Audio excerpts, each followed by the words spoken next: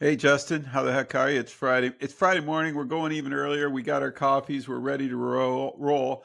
I want to talk about Pro Builder inspections, those inspections that you Yeah. do.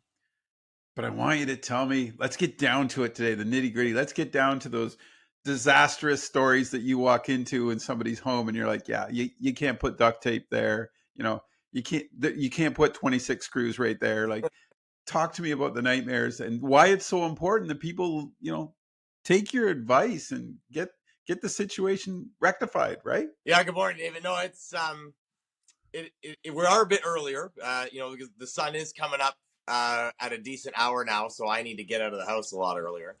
But yeah, it is. I mean, it's this is we're into getting into my 24th season of doing this in life, and we've come across, I mean, all kinds of stuff like mild to wild. But I mean, there's a couple of things that sort of come to mind. Um, and one that always sticks out to me, and it's not a wild one, but it is wild. So the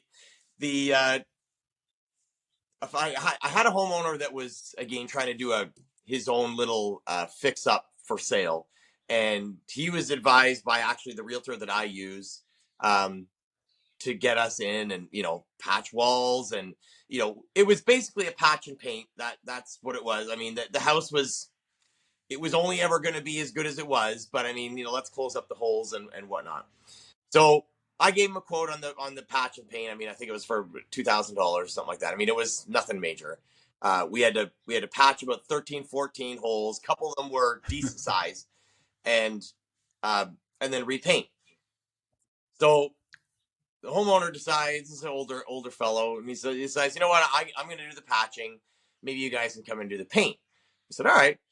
And so, I leave him for a week, and I said, okay. I said, okay, I'm gonna be there the following Monday, and I said, we'll blast this room out, get it painted. We get back there, and it's almost like the wall was like a Ripple's potato chip. So what he had, what he had done is, this is not the first time I've seen this, but he did it on a very large scale. So he went and he bought a tub of mud, and but what he had done is he had coated newspapers, Oh, yeah, and really? with the mud, and laid it over the holes, just stuck them to the wall, and then just kept coating them with mud. And and he's like, and it sanded it back a little bit, and it was, it was it was it was really rough. Like, I mean, it was rippled, right? And and I'm like, John, like, I'm like, okay, you're close. I said, you want me to paint over that? And he's like, yeah, no, that's good. And I'm like, I don't think it's good, but we can paint it if you like. I just think we're wasting paint. And sure enough, he wanted it painted. Sure enough, we start rolling it, and the second the paint hits it, the newspaper just rolls off on the roller. Yeah, so I inevitably we had a button tape job. It ended up costing $2,500 because we had to do it twice, right? Things like that. The other big one that was actually ended up cost. Was he just thinking it was like Yeah, 1920? well, 19, like I how, like, remember uh, the old days, I right? You see never news. I know. mean, in older early 1900s houses, I see newspaper patches, in plaster and lath all the time, but it's as a filler. So they pack the wall with newspaper to build it out, and then they put a plaster coat Yeah. over front, which is, eh, not amazing, but it did work. But this guy actually used For newspaper the as the air. patch. Yeah, that's what. Yeah. Was it a good quality Toronto Star? No, it was the sun. It was the sun. Yeah, Was this, yeah, of course, you seen yeah. the Sunshine On the Girls, didn't back you? page, I could tell. Yeah. But So what's your so other story? then the other one that ended up, unfortunately, costing this guy, like, and it was another prep for sale. We had done a bunch of stuff to sort out the kitchen, so we resprayed We resprayed all his cabinets and put new hardware on it. He did a lot of the painting and all that kind of stuff himself. Um, he did want to, so he was putting a few new appliances in there. Because it was like his appliances were rough, and so he went on Kijiji and found some used appliances and just to dress it up. So he finds this dishwasher which appeared to be quite good, and he said, I got it for $30. I'm like, oh my god, okay, that's amazing. So he's like, no, he's like, the only problem is the drain line's been cut. I said, all right, well, it's it's a Bosch part, so you're going to have to call Bosch and get the drain line because it's integrated on those dishwashers, and fix it up. Anyway, so he did not. It had a little stub of the original drain was still hanging out. So he he decided, and this goes back to your lead-in, is so he decided to grab like a length of garden hose, which is a similar diameter. It is not the same diameter, but it's a similar diameter. No. And he sleeved it into the other one, put a hose clamp on it, and duct taped it around. Ran the piece of garden hose into the drain inside the cabinet. I'm sorry, and then took a hole saw and just drilled into the drain and stuck it in, and then put plumber's putty around it. So, I mean, a dishwasher pump is not that heavy duty, but it's enough pressure there. I mean, it's more than your house tap pressure. Anyways, so this, he thought this was such an amazing thing that he was basically into this dishwasher for $35, and it looked like $1 million, right? He puts the dishwasher on, goes to sleep at night. Long story short, his basement was no longer finished. It ended up pumping a whole load through the ceiling of his finished basement, and he never knew. So not only did he not get to list on time, he had to do an claim. And we didn't fix it. I mean, it was a restoration company that did it. But yeah, it almost 90% of his living room down there, all the ceiling had collapsed by the morning. Right. It's just, I get that you're trying to save money, but just, I just envision that in the morning, right? And we're laughing. Sorry, folks, we shouldn't be laughing at somebody else's. But I mean, again, that's why we're talking about what you do, Pro Builder Inspector. You would come in and say, yeah, we're not doing that, right? Like, this is common sense, dude. You can't do that.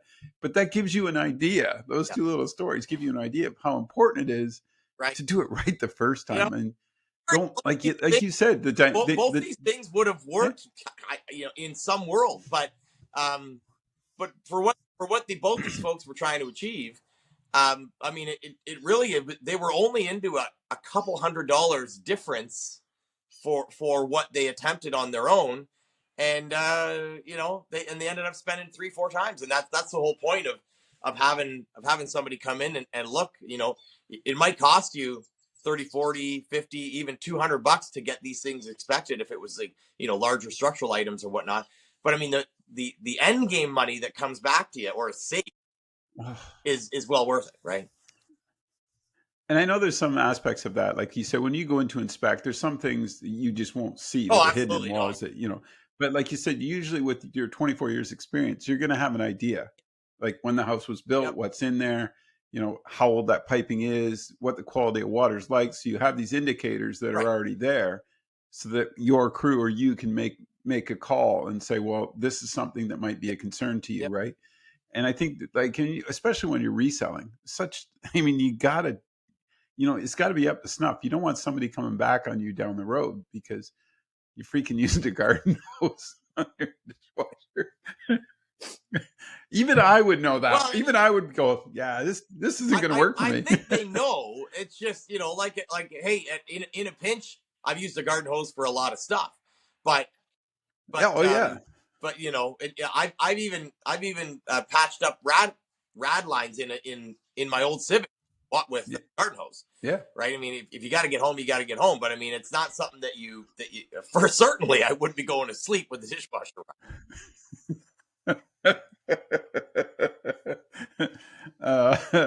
I'll tell you one story that'll make you laugh. My first house I bought, I had an Australian Husky, right. and a great dog, unbelievable smart dog. And I had to go somewhere, and I was in a rush, and I threw him in the garage, not thinking, just put the dog in the garage because I'll be back in an hour. Blah blah. It turns into 3 hours, right? 3 or 4 hours. Dog got pissed off. Sorry about the language. The dog got upset, and he chewed a tap. And chewed it, and it turned on. And when you said the flooded basement, I just remember walking into my basement and it's just raining and the tiles are, and folks, that's not something, because it's the restoration process on that alone is crazy, right? To get everything to dry out. I would rather clean up fire than water. You did say that. It is like, provided fire didn't take the whole thing away, but I'd rather clean up a little bit of smoke damage than do water any day. I mean, water just like sucks when it's inside. And it was when we sold that house, and I do remember the person saying, "Was there any water damage?" And I'm like, right, because you want to be honest. Yes, there was. Here was the problem. Here's what happened. Here's how it was fixed. And they did a great job. I mean, the guys I had at that time that did it were phenomenal. But it was just one of those nightmares, like you said, right? And I mean, that's not a do-it-yourselfer. I mean, I'm sure I would have tried to fix it myself somehow, right? But I think, the end of the day, it was making sure that tap had another turnoff on it, right? Secondary. But it very, very rarely becomes some of these Bob Job fixes become worth their while. And not only that, I mean, these guys probably spent 3, 4, 5, 6 hours, trying to save $27. And this is what it turns in. I mean, tens of thousands of dollars. Well, come on, you and I both know the scenario that happens. These guys are trying to save $27, and their wives saying to them, "No, we should get." It's like, no, I got. We all do it. I got this, right? That's our thing. To think we can, it's our manliness coming out, right? And then they make it 10 times worse. And then you hear, "I told you so." I told and we don't want to hear that. No, we do not want to hear that. So, guys, here's some strong advice from 2 happily married men for a number of years. Listen, just listen and do it that way. The first time, then we'll come in and tell you what's what, and we can tell you quietly so that you look better.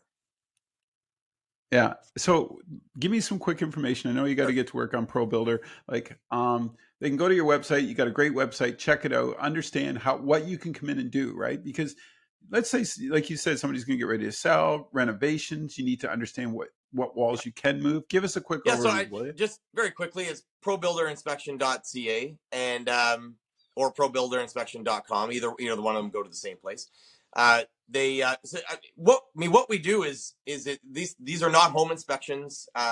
They are exactly how it sounds. They're pro builder inspections. So they tell you the things the inspector won't. So they'll tell you if you're looking at buying a place and you want some advice on the reno, removing walls, ballpark budgeting, potential costs on repairs, if something can be repaired. Is the house a tear down? Is it a reno? All these different things that might come up that you would typically need an actual, a contractor to come in and quote on. But a lot of people don't want to get into that when it's just a simple inquiry. Like, do I want to buy the house? Do I not want to buy the house? I don't want to have some dude, come out, waste his time for a job that may never, ever happen. So, I mean, and this is the nice thing about this is that, it's a flat rate fee. You get the info you need to move forward with different decisions, real estate, your own home, all these kind of things. I mean, like, there's a lot of, I hate to say it, but there's a lot of dreamers. I mean, there's a lot of people that, watch a show on TV and they look at their own kitchen and be like, I wonder if I could do that. But am I actually going to take the leap in getting into doing it? And a lot of people don't take that leap. And sometimes when we go in and we say, like, listen, this house is not a great candidate for that, they might move. You know, they might be like, well, then I want to Right. get a house that is a good candidate for that. And Well, and the other it can part go is that far, you know. But if yeah.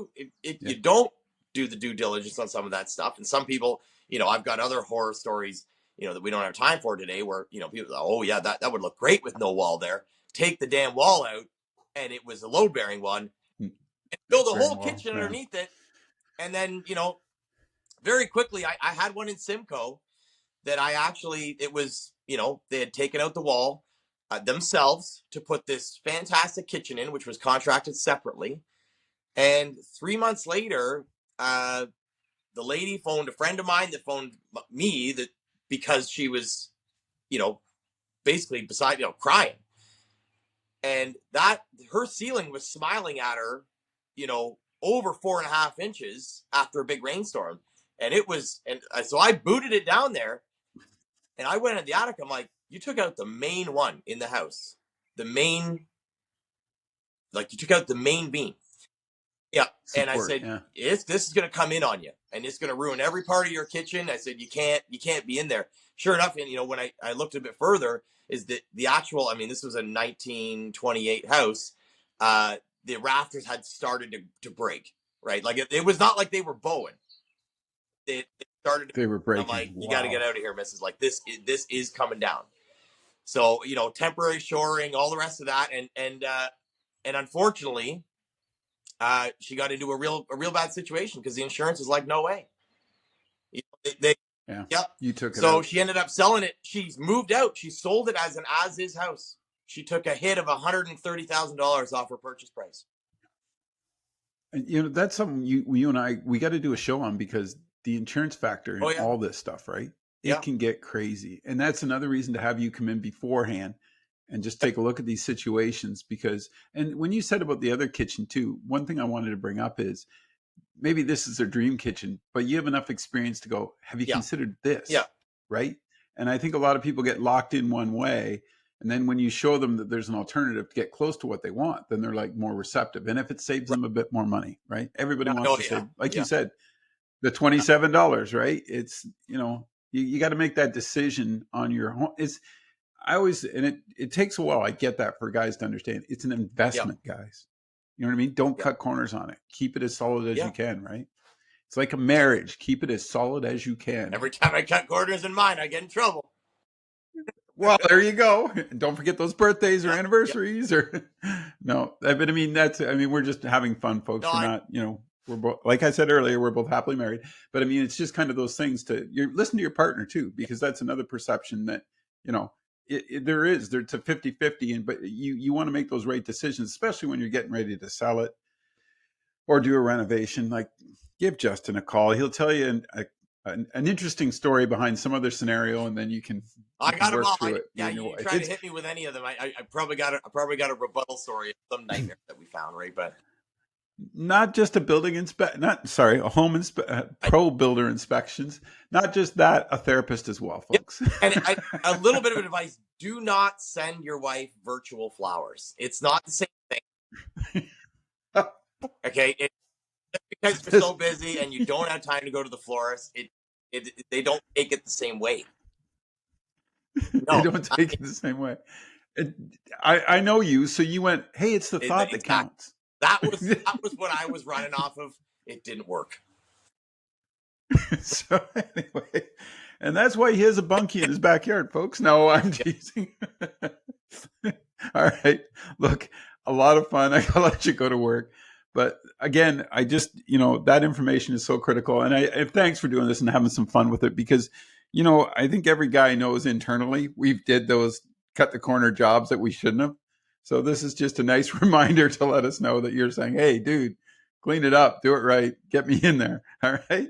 no problem. Take care. See you later.